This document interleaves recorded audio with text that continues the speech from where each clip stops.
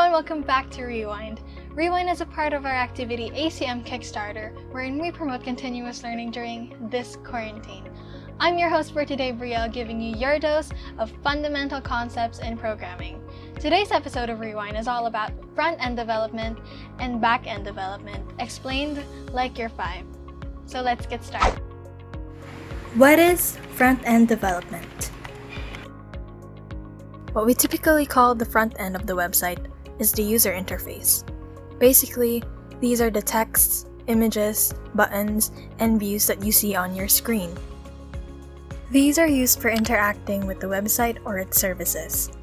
Basically, the front end is a field of creating user interfaces or UI that are flexible, accessible, and user-friendly.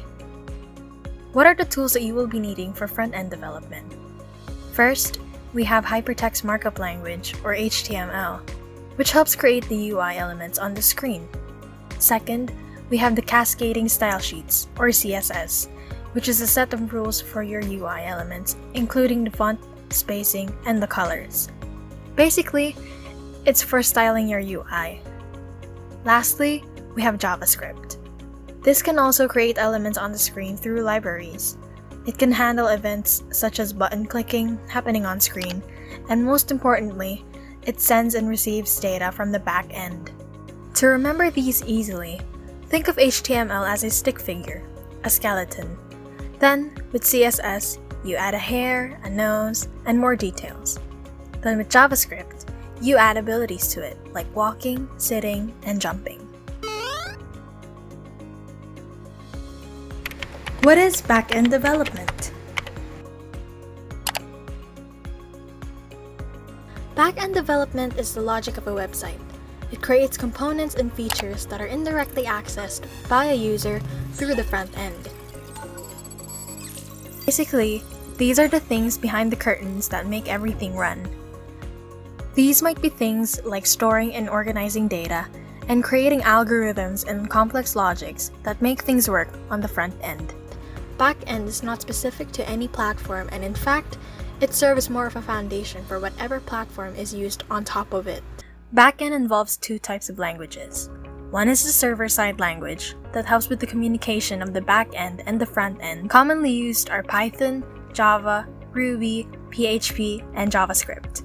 And second is an SQL language to actually fetch the data from the database. How do the front end and back end communicate with each other? There is a connection between the front end and the back end, so whenever a request is made by the browser, it will go into the server, hence server side. Grab what is needed and come back with the finished request.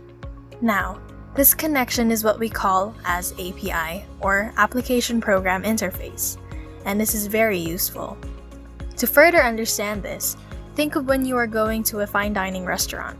You can't just go in there and take some food that you want because that will break the rules of any food establishment. Instead, you get an informative and creative menu from a receptionist for you to pick the food that you would like.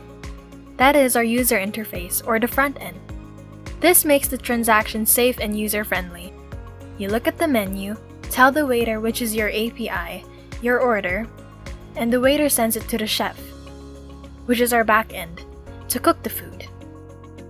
Then, the waiter will deliver that food to you.